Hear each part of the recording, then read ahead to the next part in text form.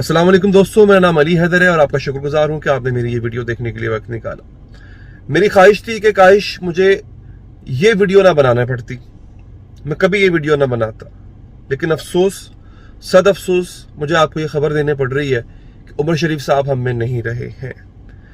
उमर शरीफ एक अहद का नाम है। उन्होंने कई दहाइयों तक पाकिस्तानियों के चेहरों पर मुस्कुराहटें बिखेरी। मुझे उम्मीद थी कि अब चूंकि उनको बाहर भेज दिया गया है, मैं थोड़ी तफसीलात आपको बता देता हूँ एग्जैक्टली हुआ क्या। उमर शरीफ साहब को आर्ज़ा कल्ब भी था, वो दिल के मर्ज में मुब्तला थे। उसके साथ साथ उनके डायलिसिस भी चल रहे थे, उनके गुर्दे भी नाकारा हो गए हुए थे, लेकिन उनको इलाज के लिए अमेरिका ले जाना मकसूद था। इंतकाल जो है उनका वो जर्मनी में हुआ है, उमर शरीफ साहब का। आप सोच रहे होंगे वो जर्मनी क्यों गए जब उनको अमेरिका ले जाना मकसूद था। मैं थोड़ा सा पस मंजर आपको बता देता हूँ हुआ क्या। उमर शरीफ साहब की जब हालत बिगड़ने लगी, जब उनको अस्पताल में एडमिट किया गया, तो उस वक्त उनकी जो वाइफ हैं ज़री उमर शरीफ, उन्होंने ये रिक्वेस्ट की थी कि इनको अब अमेरिका मुंतकिल किया जाए क्योंकि इनका यहाँ पे इलाज सही तरह से नहीं हो पाएगा, अमेरिका जाएं।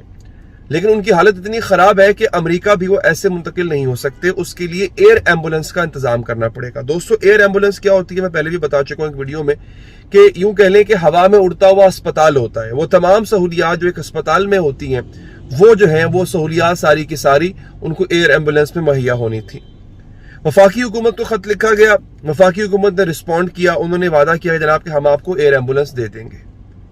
लेकिन वफाकी हुकूमत की एयर एम्बुलेंस पता नहीं कहाँ रह गई। इतने में सिंध गवर्नमेंट ने दो बातें की। सिंध गवर्नमेंट ने कहा जनाब कि एक तो हम आपको एयर एम्बुलेंस ला के देते हैं, और दूसरा ये कि उमर शरीफ साहब का जितना खर्चा होगा उनकी सेहत पे, उनकी बीमारी पे जितना अखराजात होंगे वो भी हम बर्दाश्त करेंगे। ज़री उमर शरीफ ने भी इस पर जो है वो अपना मौक़िफ़ दिया और उमर शरीफ साहब का मौक़िफ़ भी आया। उमर शरीफ साहब की एक वीडियो फिर आई, उन्होंने वीडियो पैगाम दिया, बड़ी बड़ी लागर हालत में थे वो वीडियो पैगाम, आपने देखा होगा।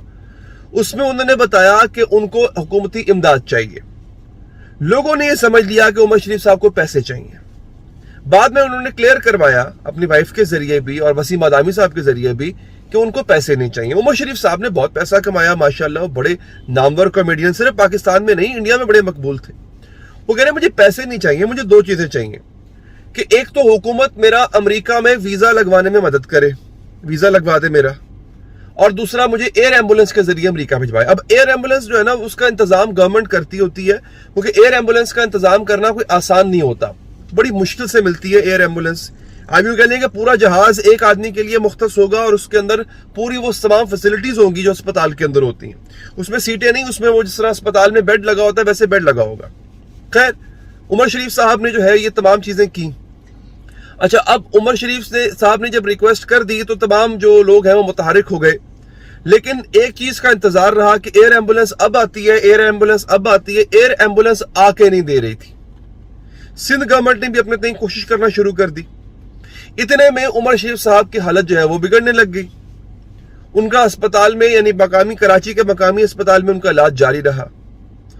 फिर यह हुआ, और मुझे इस बात पे हैरानी भी हुई, मुझे इस बात पे गुस्सा भी आया कि यार एक एयर एम्बुलेंस एक गवर्नमेंट से अरेंज नहीं हो पा रही। अच्छा, उससे पहले तो वीजा भी नहीं लग रहा था। अब आप देखें ना, फॉरेन ऑफिस हमारा इन्वॉल्व है, पता नहीं किस तरह इन्वॉल्व था। वीजा लगने को अगर आता तो बड़े आसानी से वीजा लग सकता था, लेकिन वीजा नहीं लग रहा था। बड़ी मुश्किल से जाके वीजा लगा उमर शरीफ साहब का अमेरिका का। उसके बाद एयर एम्बुलेंस। अब आखिर में ये हुआ, ये कोई एक दिन पहले की बात, अगर मैं गलत नहीं हूं तो, जब मैं वीडियो बना रहा हूं उससे 3-4 दिन पहले की बात है ये। एयर एम्बुलेंस फिलीपीन से आ गई। अच्छा, एयर एम्बुलेंस आ गई, अल्लाह अल्लाह करके आ गई बड़ी मुश्किल से। अब हुआ यह था दोस्तों कि उमर शरीफ साहब की हालत इतने में इतनी बिगड़ चुकी थी इस पूरी सूरत हाल में कि उमर शरीफ साहब को एयर एम्बुलेंस में ले जाया ही नहीं जा सकता था। उनका एयर एम्बुलेंस में सफर नामुमकिन था। होता यह था क्योंकि उनके जो डायलिसिस चल रहे थे उस दौरान वो बेहोश भी हो जाया करते थे, तक इतने लागिर हो चुके हुए थे, इतने कमजोर हो चुके हुए थे। अच्छा, अब उमर शरीफ साहब को मसला यह था कि उनको जल्द अज जल्द अमेरिका भी पहुंचाना है। एयर एम्बुलेंस आ गई है। अच्छा, अब ये एयर एम्बुलेंस इंतजार नहीं करती किसी का। मसला ये है कि ऐसा नहीं होता कि एयर एम्बुलेंस जनाब जब तक आपकी हालत ठीक नहीं होती तब तक आप रुके हुए हैं, क्योंकि और कितने मरीज होते हैं जो कि लाइन में लगे होते हैं, जिनको इसी एयर एम्बुलेंस के जरिए आगे पहुंचाना होता है। मतलब ये एम्बुलेंस जो आई थी, इसका काम ये था कि ये आई है, उमर शरीफ साहब को लेके जाएगी अमेरिका, पहुंचा के फिर किसी और मरीज के पास जाएगी।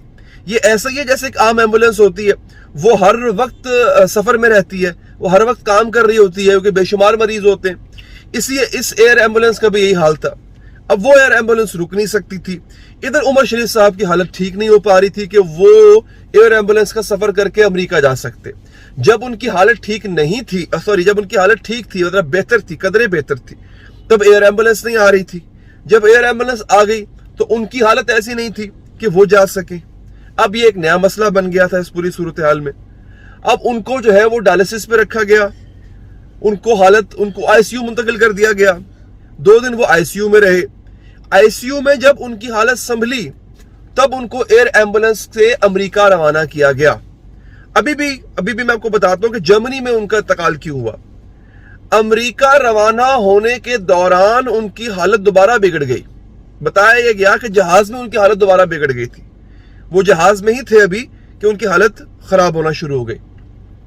उस दौरान ये फैसला डॉक्टरों ने किया कि करीब तरीन जो एयरपोर्ट पड़ेगा हमें, मतलब एयरपोर्ट तो दरमियान में बहुत आएंगे, लेकिन एक ऐसा अस्पताल जहां पे तकरीबन अमेरिका जैसे अस्पताल की सहूलियात मौजूद होंगी, वो है जर्मनी।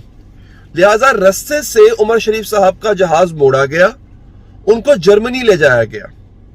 अब वहां पर यह सिलसिला था कि उमर शरीफ साहब की जो ओपन हार्ट सर्जरी है उस पर बात हो रही थी। बहस ये हो रही थी कि उमर शरीफ साहब की ओपन हार्ट सर्जरी की जाए, लेकिन उनकी वाइफ का, उनके घर वालों का यह कहना था कि उमर शरीफ साहब इस कदर कमजोर हो चुके हैं, इस कदर लागर हो चुके हैं कि वो ओपन हार्ट सर्जरी बर्दाश्त ही नहीं कर पाएंगे।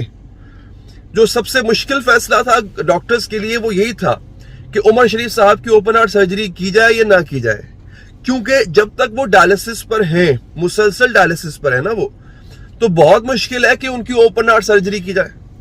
और उस सर्जरी के लिए भी कुछ हद तक एक कह लें कि एक सेहतमंद आदमी की जरूरत होती है, एक ऐसा आदमी जिसमें अभी बर्दाश्त बाकी हो। क्योंकि देखें, आप भले सर्जरी जो है वो आपको बेहोश करके की जाती है, लेकिन आपका खून बहता है, आपको एक तकलीफ होती है जिससे गुजरना पड़ता है, उसके बाद ही बहुत तकलीफ होती है। तो जिस्म में इतनी ताकत होनी चाहिए कि आप ओपन हार्ट सर्जरी बर्दाश्त कर सके। अभी ये फैसला हो ही रहा था, खबर आई कि उमर शरीफ साहब बेहोश हो गए, डायलिसिस के दौरान बेहोश हो गए, और फिर वो बेहोशी जो है वो दोबारा जिंदगी में ना बदल सकी और उमर शरीफ साहब हम में नहीं रहे। आखिर में आप सबसे मैं ये अपील करूंगा कि प्लीज आप उनकी बुलंदी दर्जात के लिए, उनकी मग़फ़िरत के लिए दुआ कीजिए कि अल्लाह ताला उनके अहले खाना को सब्र दे। पाकिस्तान ने एक बहुत बड़ा टैलेंट, एक बहुत बड़ा हीरा खोया है। उमर शरीफ साहब, आप हमेशा हमारे दिलों में बसते रहेंगे।